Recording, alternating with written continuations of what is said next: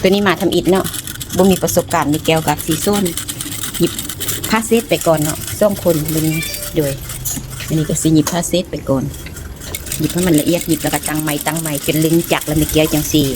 ส้นวิธีหยิบเนาะอันนี้เมนนักเรียนกิตติมศักดิ์เนาะมาตัดเครื่องให้กลุ่มแม่ๆอย่างบ่ทันแล้วก็เลยว่าม่วนมื้อนี้มาไล่คนผู้ขวกินก็มีแอลเรา30ซ่องครึ่งเนาะเฮาสิถกเสือกวัดเอา30ซ่องครึ่งสิถกนี่มา30ซ่องครึ่ง30ซ่องครึ่งมันอยู่บนนี้น่ะนี่30ซ่องครึ่งอยู่บนนี้นี่เฮาก็สิรูปมานี่ทบ4เทื่อเนาะแล้วก็สิทบมานี่นี่มันสิได้อยู่8นิ้วกับ1ขีดเนาะ8นิ้วกับ1ขีดอันนี้เป็นแอลบัดนี้สะโพกเราได้36ครึ่ง36ครึ่งเฮาก็สิรูปมานี่36ครึ่งมันอยู่บนนี้เนาะ36ครึ่งนี่อยู่บนนี้แล้วเราก็สิรูปมาจังสิอันนี้เป็นวิธีที่ส่งวิธีถกเสือกวัดเนาะแล้วเราก็สิถกมานี่อันนี้มันสิได้9นิ้วกับ1ขีดเนาะบัดนี้เฮาสิมาเต็มบัดนี้เต็มตัวนี้สะโพกเรา36เฮาก็สิเอาลงอยู่ประมาณ6นิ้วครึ่งคือเก่าเนาะ6นิ้วครึ่งเฮาบ่คันว่า39ขึ้นเมื่อเราจังเอาลง7นิ้วอันนี้มันอยู่36ครึ่งเอาเฮาสิเอาอยู่ประมาณ6นิ้วอันนี้แม่นวิธีอันน่ะพื้นฐานเต็มแบบสิ้นเนาะเกา1ขีดนี่บ่แม่น1กระเบียดคัน1กระเบียดแล้วมัน2ขีดเนาะอันนี้เฮาสิมาไม้นี่เกากับ1ขีดนี่1/8นั่นแหละเกากับ1/8เนาะไม้นี่แล้วเฮาก็สิมาไม้ตัวนี้บัดนี้นะไม้ตัวนี้บัดนี้เฮามาแท็กเอลเราได้32ครึ่งเมื่อกี้มันได้8นิ้วกับ1ขีดแม่นบ่นี่8นิ้วกับ1ขีดบัดนี้มันเลื่อนน้อยๆเห็นบ่บางคนว่าเดี๋ยวสิเฮ็ดกิ๊บแล้วจังมันเลื่อนน้อยแบบนี้เนาะแล้วเฮามาแบ่งครึ่งตัวนี้ก่อนนี่ครึ่งตัวนี้มันได้เท่าใดธรรมดาเฮาสิเอา4เฮาบ่เอาเนาะเฮาสิเอาอยู่ประมาณ3นิ้วหรือว่า3นิ้ว1กระเบียดก็ได้เนาะ3นิ้วกับ2ขีดก็ได้แล้วบัดนี้เฮามาเบิ่งตัวนี้มันเลื่อแต่นิ้วนึงแม่นบ่เลื่อนิ้วนึงเฮาสิแบ่งเอาครึ่งนิ้วนี้มาใส่ครึ่งนิ้วตัวนี้เฮ็ดเกล็ดล่างเนาะเพราะว่าอันแอวกับก้นเรายักเสมอกันมันก็เลยว่าได้กิ๊บน้อยบัดนี้เฮาสิมาเอาลงบัดนี้เฮาเอาลงบัดนี้4นิ้วครึ่งเนาะ4นิ้วครึ่งเบื้องนี้แม่นเฮาสิได้แต่1กระเบียดเนาะข้างละ1กระเบียดนี่ข้างละ1กระเบียดแล้วบัดนี้เกล็ดตัวนี้เด้เกล็ดตัวนี้มันเลือดแต่ครึ่งนิ้วแม่นบ่เฮาก็สิเอาออกมานี่ครึ่งนิ้วเนาะเด้ครึ่งนิ้วแล้วเฮาก็สิมาโกงบัดนี้นะโกงมันก็สิบ่ได้โกงลายเนาะเพราะว่าแอวเรามันบ่ลายอยู่นะเด็กก็สิโกงได้ซ้ำนี่แหละ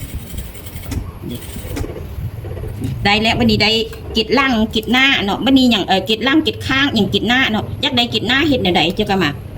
แทกนี้มันนี่มันได้4ครึ่งแม่นบ่4ครึ่งเฮาก็เอา4ครึ่งมันนี่บัดนี้ความกว้างเราก็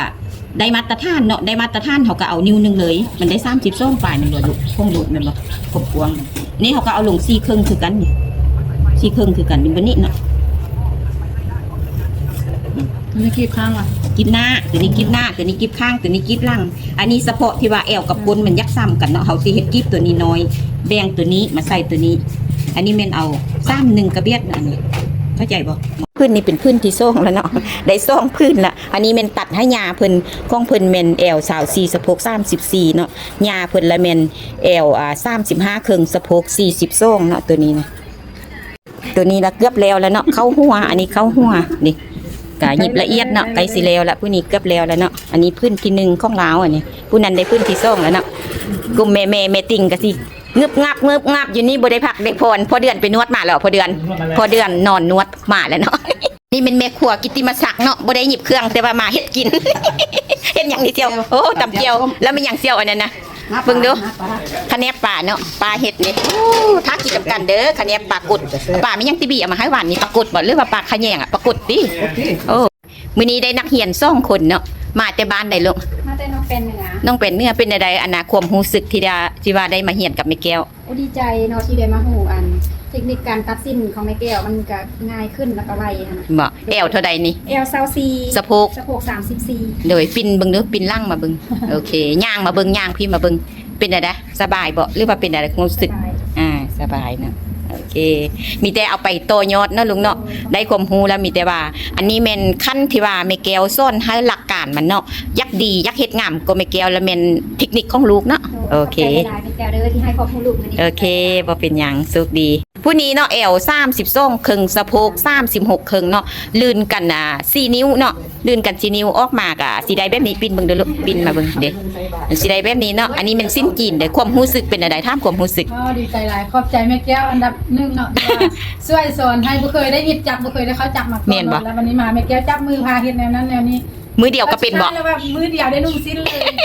ขนาดบ่ได้เข้าจักบ่ได้เย็บจักเนาะ บ่เคย มาเริ่มต้นอยู่นี่เลยเนาะราคามือเดียวเป็นแท้หรือบ่เป็น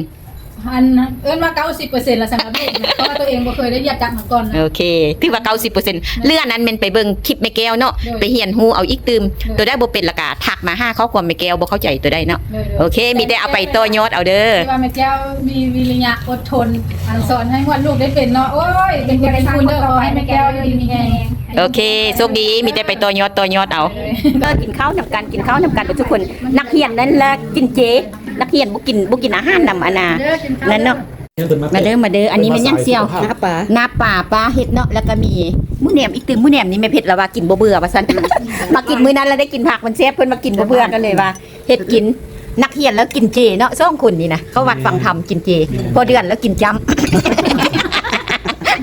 โอเคมากินน้ำกันหยิบเครื่องม้วนๆแล้วก็กินข้าวสามัคคีกันเนาะมื้อนี้เนาะซ่อนฟรีทุกวันอาทิตย์เด้อผู้ใดอยากเรียนกระทักเบอร์94249561แบนเบอร์นักเรียนเนาะทักเข้ามาหาแม่แก้วได้เด้อโอเคกินข้าว หมู่นี่ปะเบิดแล้วเนาะหยิบเสื้อให้กลุ่มแม่ๆบ่ทันแล้วแม่แก้วก็เลยว่าเคี้ยวหยิบให้มันแล้วอันนี้แม่นเสื้อแม่ไผเนาะพื้นสุดท้ายแม่ไผเป็นลูกสาวล่า